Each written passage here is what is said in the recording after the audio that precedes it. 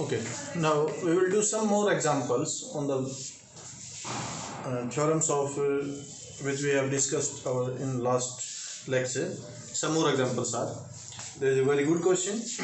Prove that the circle drawn on one side of the equal sides of an isosceles triangle, एक isosceles triangle है, उसकी जो दो equal sides हैं, suppose AB is equal to AC, it is given to you, इनमें से किसी भी एक साइड जो आपको ठीक लगे, often prove that a circle drawn on one of the equal side, मतलब इन दोनों पर आपने दोनों में से एक को डायमीटर मानकर आपने एक सर्कल ड्रॉ करना है, ठीक है, as diameter bisects the base, वो जो सर्कल होगा that will bisects the base, ये आपको प्रूव करना है कि इसको बेस को बाइसेक्ट करेगा. ओके, टू प्रूव बेटा B D is equal to D C. Question बड़ा आसान है. प्रूफ से पहले कंस्ट्रक्शन कीजिएगा, join A D.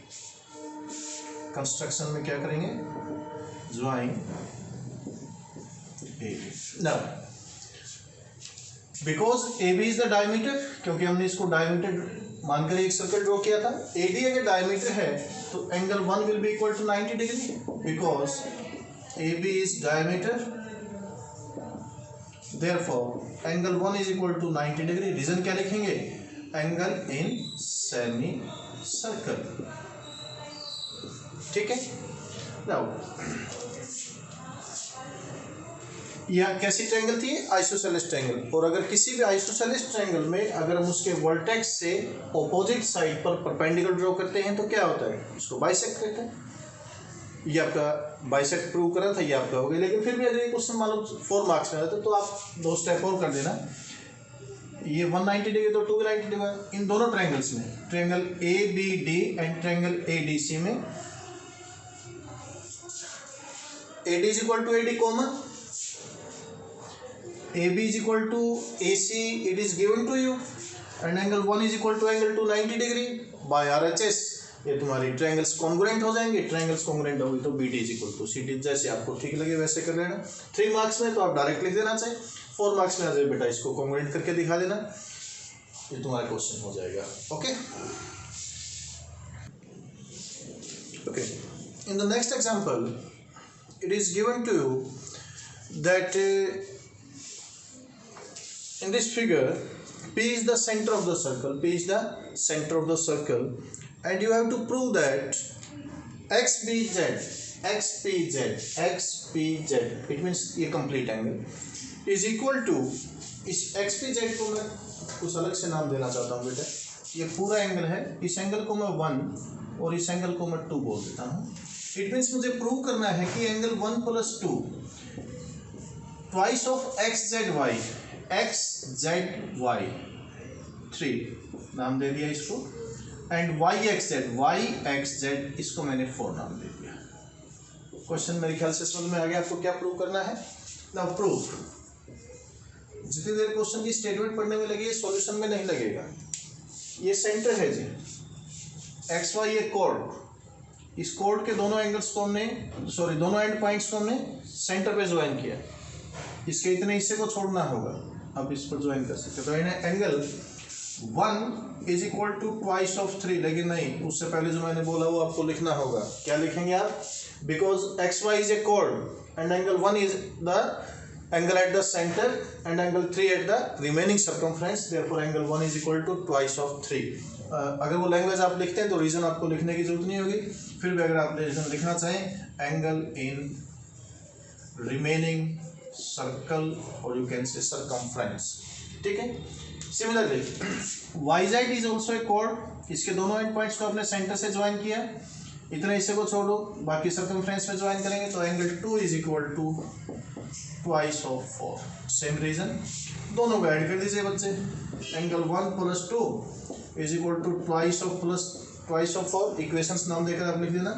Angle 1 plus, यही आपको प्रूव करना था कि एंगल 1 + 2, नाम आप चाहो तो दोबारा लास्ट में ये लिख देना, 2 कॉमन, एंगल 3 + एंगल 4, यही आपको प्रूव करना था जी. ओके. नेक्स्ट एग्जाम्पल एक बहुत छोटा और बहुत इंपॉर्टेंट क्वेश्चन है। Prove that any cyclic parallelogram, cyclic भी है और पैरेललोग्राम भी है। प्रूव दैट एनी साइक्लिक यानी कि साइक्लिक क्वाड्रिलेटरल है and after that it is a parallelogram.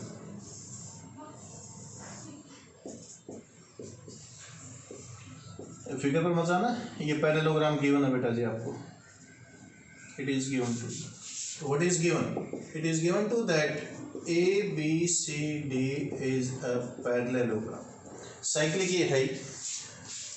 आपको प्रूव क्या करना है, स्टेटमेंट को पढ़िए। इस रेक्टेंगल, आपको ये प्रूव करना है कि आप किसी भी ये जो पैरेललोग्राम बनाएंगे साइक्लिक, तो वो अपने आप रेक्टेंगल बन जाएगा। आप उसको पैरेललोग्राम ही, आपने सिर्फ पैरेललोग्राम बनाया था। To prove that ABCD is a rectangle, ठीक है। Proof because ABCD is a parallelogram, और जो पैरेललोग्राम होता है उसके ऑपोजिट एंगल्स इक्वल होते हैं। It means angle A will be equal to angle C, ठीक है। रीजन, एंगल्स ऑपोजिट एंगल्स या angles of a parallelogram, opposite लिखना चाहिए था, opposite angles of a parallelogram. But angle A का और C का सम कितना होगा, 180। क्यों? क्योंकि साइक्लिक क्वाड्रिलेटरल है जी। Opposite angles of cyclic quadrilateral, A और C इक्वल है, A और C का सम 180 है, तो A और C कितने कितने डिग्री के हो जाएंगे, 90-90। दो चीजें हैं, दोनों का सम 180 है, दोनों इक्वल है, तो इट मीन्स उनका सम कितना, और दोनों कितने कितने 90-90 के होंगे। पैरेललोग्राम वो पहले ही था, ABCD is a parallelogram, it is given to you। और इस पैरेललोग्राम में एक एंगल आपने 90, एक काफी है, दूसरे की जरूरत भी नहीं, एक आपने 90 करके दिखा दिया। तो इन दोनों बातों को मिलाकर मैं क्या कह सकता हूं कि ABCD इज ए रेक्टेंगल, और यही आपको प्रूव करना था। ओके, तो द नेक्स्ट एग्जांपल इज, ये बड़ा अच्छा सम है। If two sides of a cyclic quadrilateral are parallel, if two sides of a cyclic quadrilateral are parallel, it means what is given to you that AB is parallel to CD. Okay. Prove that the remaining two sides are equal. आगे भी statement है, उसको बाद में पढ़ूंगा, पहले यही prove करना है। Prove that the remaining two sides are equal. It means आपको प्रूव करना है कि AD is equal to BC, ठीक है जी। एक कंस्ट्रक्शन करूंगा इसमें, D से एक लाइन ड्रॉ करूंगा which is parallel to BC, हल्की सी पैरेलल लग रही है। कंस्ट्रक्शन में क्या किया, through D draw a line, नाम रखिए इसका कोई भी, E रख देता हूं। Draw a line DE parallel to BC। Proof. Now, because DE is parallel to BC, why? By construction, अभी आपने किया है, and BE side is parallel to CD. BE is parallel to CD, क्योंकि बेटा AB side पूरी CD के parallel थी, तो इसका एक पार्ट भी उसके पैरेलल होगा, तो B is parallel to CD. It is given to you से, ठीक है। अब देखिए जरा, DEBC या BCDE में ये लाइन इसके पैरेलल है और ये साइड इसके पैरेलल है, तो इट मीन्स क्या हुआ कि BCDE इज ए पैरेललोग्राम। और अगर ये पैरेललोग्राम है तो इसका मतलब हुआ कि BC किसके इक्वल होगा, DE के। Reason, opposite sides of a parallelogram. और दूसरी बात, ये angle 1 will be equal to angle 2. The reason will be again opposite angles of a parallelogram. Now ये एंगल 3 नाम देता हूँ, ये 4 नाम देता हूँ। एंगल 2 और 3 का सम कितना होगा, 180, because of linear pair. Angle 1 + 4 will be equal to 180 degree, because of opposite angles of cyclic quadrilateral, opposite angles of a cyclic quadrilateral.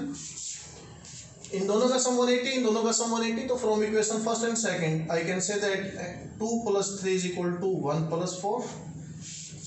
But angle 1 is equal to angle 2, but angle 1 is equal to angle 2. तो next step में लिखिएगा, 1 से 2 cancel हो जाएगा, क्या रह गया, angle 3 is equal to angle 4. 3 और 4 देखिए जरा कहाँ है. अगर एंगल 3 और 4 इक्वल है तो 4 के सामने साइड आ गई DE और 3 के सामने साइड आ गई AD. रीजन क्या लिखेंगे, opposite sides of equal angles. किसी भी ट्रायंगल के अगर दो एंगल्स इक्वल हैं तो उसके ऑपोजिट साइड्स इक्वल होती हैं. इसका कन्वर्स भी ट्रू होता है, हमने कई बार किया है. अगर दो साइड्स इक्वल हैं तो उसके ऑपोजिट एंगल्स इक्वल होते हैं.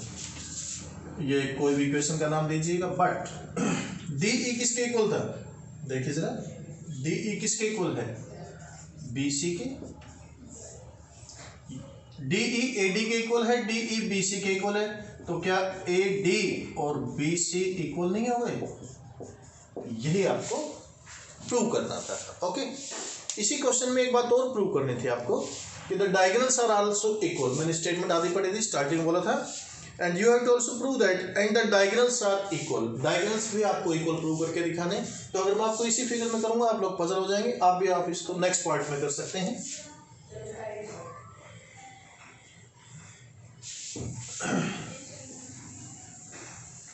अब मुझे प्रूव करना है कि इसके डायगोनल्स इक्वल हैं. ठीक है, it means I have to prove that AC is equal to BD. Let the two diagonals intersect at point P. ओ जानबूझ कर नहीं लिखा, कहीं आपको ये ना लगे कि सेंटर पर इंटरसेक्ट करें. कोई जरूर नहीं कि इसके डायगोनल्स जो सेंटर पर इंटरसेक्ट करें. P नाम दे दिया मैंने इसको.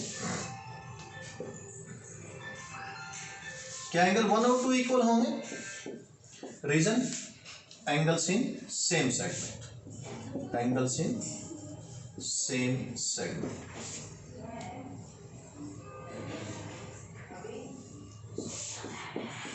क्या एंगल 3 और 4 इक्वल नहीं होंगे, angles in same segment. Angle 1 is equal to angle 4. Reason statement में गिवन था कि दोनों लाइंस पैरेलल हैं. ये आपका ट्रांसवर्सल हो गया. 1 और 4 कैसे एंगल हुए, alternate angles, alternate interior angles. Now 1 2 के इक्वल है, एंगल 1 4 के इक्वल. तो क्या यहां से आपको ये नहीं पता चल गया कि एंगल 2 किसके इक्वल है, 4 के. और अगर एंगल 2 और 4 इक्वल है तो 2 के सामने हुआ PA और 4 के सामने हुआ बेटा जी PB. PA PB के इक्वल हो गए. 1 और 3 की अगर मैं बात करूं, 1 4 के इक्वल है, 3 4 के इक्वल है. तो क्या 1 और 3 इक्वल नहीं हुए, एंगल 1 और 3 इक्वल हो गए. तो इसके सामने हुआ PC और इसके सामने हुआ PD. ये दोनों बातें समझ गए. अगर किसी ट्रायंगल के दो एंगल्स इक्वल हैं तो उसकी ऑपोजिट साइड्स इक्वल होती हैं. इसी बात का यूज करके लिखा है. दोनों इक्वेशंस को ऐड कर लीजिए. PA में आप PC को ऐड करेंगे AC, PB में PD को ऐड करेंगे, this will be equal to BD. And prove, यही बात आपको प्रूव करनी थी कि जो इसके डायगोनल्स हैं वो इक्वल हैं. Okay okay, next example. ये एग्जांपल बड़ा अच्छा एग्जांपल है. स्टेटमेंट को ध्यान से पढ़ना होगा, फिगर आपको गिवन नहीं होगी. Prove that the bisectors of the angles, angle के बाइसेक्टर्स लेने. कैसे एंगल्स बच्चे, formed by producing opposite sides of a cyclic quadrilateral. एक साइक्लिक क्वाड्रिलेटरल है ABC. ओके, इसकी ऑपोजिट साइड्स को प्रोड्यूस कीजिए. ये दो इसकी ऑपोजिट साइड थी, इसको मैंने प्रोड्यूस किया, F पर इंटरसेक्ट हुए. ये दो ऑपोजिट साइड थी, इसको मैंने प्रोड्यूस किया, E पर इंटरसेक्ट हुए. ये जो एंगल बना रहे हैं इनके bisectors, it means angle F का जो बाइसेक्टर है, something like this, angle E का जो बाइसेक्टर है. ठीक है, दीज आर द बाइसेक्टर्स. आप नाम रख लीजिएगा कोई भी. Intersect at right angles. आपको ये प्रूव करना है कि ये राइट एंगल पर इंटरसेक्ट करते हैं. ABCDEF, ये G नाम रख देता हूँ, ये L रख दिया, ये M रख दिया. ठीक है, you have to prove that EG is perpendicular on LM बोल लो या LE बोल लो, ठीक है। बेसिकली मेरी लैंग्वेज में अगर बोलूँ तो मुझे एंगल 1 और 2 इक्वल करके बताना, 90-90 करके बताना है। To prove angle 1 is equal to angle 2 is equal to 90, ये आपको प्रूव करना है। गिवन क्या है जी, वो देखिए पहले। गिवन था कि ये बाइसेक्टर है। बाइसेक्टर का मतलब हुआ कि एंगल 3 और 4 equal, it is given. Given था कि ये बाइसेक्टर है। बाइसेक्टर का मतलब हुआ कि ये 3, 4, 5, 6 नाम देते हैं इसको, कि एंगल 5 और 6 इक्वल है, ठीक है जी। इसको मैं एंगल 7 नाम देता हूँ, 8 नाम दे, क्योंकि ये दोनों ट्रायंगल्स के तो मेरे को एंगल चाहिए, ठीक है। ये 9 दे दिया, 10 नाम दे दिया, ओके। थोड़ा ध्यान से देखना होगा बस, और कुछ नहीं। इधर सर्कल्स नाम देखकर घबराना नहीं है। देखिए बेसिकली मैं अगर इस क्वेश्चन को समझाने की बात में कोशिश करूँ, ध्यान कैसे रखेंगे। ये 3 और 4 इक्वल हैं, आपको गिवन है, ये आपको इक्वल करने हैं। किसी न किसी तरीके से 7 और 8 को मैंने अगर इक्वल कर दिया, क्वेश्चन वहीं खत्म हो जाए, क्योंकि ये दोनों इक्वल थे ही। ये अगर मैंने इक्वल कर दिए तो दो ट्रायंगल के अगर 2 एंगल्स इक्वल हो, तीसरा तो अपने आप इक्वल हो जाए। आपको कुछ भी करने की, तो सिर्फ अपनी सारी कंसंट्रेशन इन 2 एंगल्स को इक्वल करने पर रखिए, ठीक है। आप चाहे 7 से स्टार्ट करें या 8 से स्टार्ट करें, आपकी मर्जी है। मैं 8 से स्टार्ट कर रहा हूँ। 8 किस ट्रायंगल में आया, ME, ये क्या नाम है, C। In triangle MEC, MEC में एंगल 8 जो है ये एक्सटीरियर एंगल हो गया, और एंगल 8 किसके इक्वल होगा, 5 + 9, ठीक है।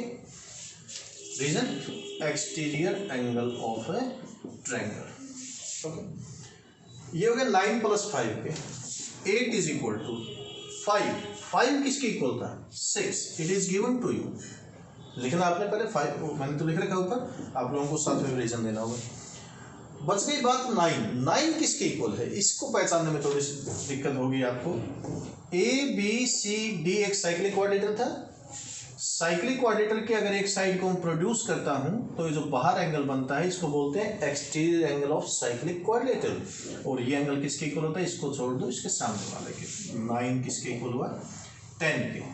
Angle 9 is equal to angle 10, because exterior angle of cyclic quadrilateral, ठीक है। एंगल 6 + 10, ध्यान से देखिए जरा, एंगल 6 + 10 कहाँ है। एंगल 6 + 10, क्या इस ट्रायंगल में 7 एक्सटीरियर नहीं हुआ। Angle 7 is equal to 6 + 10, exterior angle of a triangle. 8 और 7 इक्वल हो गए ना। अब तो मैं लिखूंगा नहीं, आप लोग अपने आप समझेंगे। In triangle FLG and FGM, congruent करना चाहो कॉन्ग्रुएंट लिखना, अदरवाइज कोई जरूरत नहीं कॉन्ग्रुएंट लिखने की। Angle 3 is equal to angle 4, it is given to you. Angle 7 is equal to angle 8, you have proved that. और अगर 2 ट्रायंगल के 2 एंगल्स इक्वल है, तो तीसरा एंगल अपने आप ही इक्वल होगा। It means angle 1 is equal to angle 2, third angles of triangle लिख लीजिएगा। बट 1 और 2 का सम कितना है, लीनियर पेयर के अकॉर्डिंग इनका सम 180 है। 1 और 2 का सम 180 है, 1 और 2 इक्वल है। इट मींस ये दोनों एंगल कितने डिग्री के हैं, 90 degree. It means angle 1 is equal to angle 2 is equal to 90 degree, okay. Okay, the next example is prove that any 4 vertices of a regular pentagon. Pentagon तो आप जिसकी 5 sides हो, regular pentagon, 5 sides equal हैं, 5 angles equal.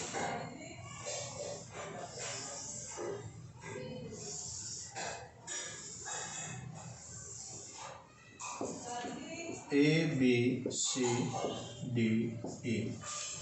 First of all, ABCDE is a regular pentagon. Regular pentagon का मतलब इसकी 5 sides equal हैं और इसके 5 एंगल्स इक्वल हैं। और आपको सम बाद में पढ़ेंगे, बाद में डिस्कस करेंगे क्या है क्या नहीं। पहले ये बता रहा हूँ मैं आपको, पेंटागन के जिसकी 5 साइड्स हैं और 5 साइड्स इक्वल हैं, 5 एंगल्स इक्वल हैं। पेंटागन के पांचों एंगल्स का सम कितना होता है 540। ठीक है, ये ध्यान होगा कि किसी भी पॉलीगन की सभी एंगल्स का सम कैसे निकालते हैं, भूल गए शायद, n-2 into 180 where n is the number of sides of a polygon। ठीक है, तो इनका सम 540 होगा, पांचों इक्वल हैं तो सभी एंगल्स कितने डिग्री के होंगे 108। इट मीन्स ये एंगल कितने डिग्री का है 108, ये भी 108।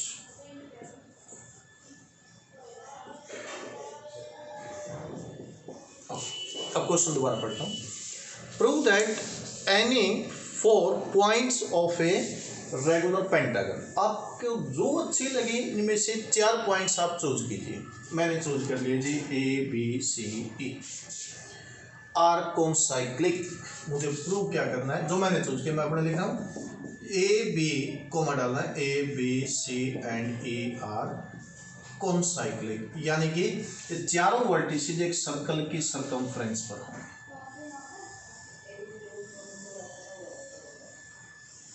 मुझे प्रूव करना है। दूसरे वे में अगर बोलूं तो मैं ये भी प्रूव कर दूं कि ABC इज ए साइक्लिक क्वाड्रेटर, तो भी बात दोनों एक ही हैं, कोई अलग अलग बातें नहीं होंगी।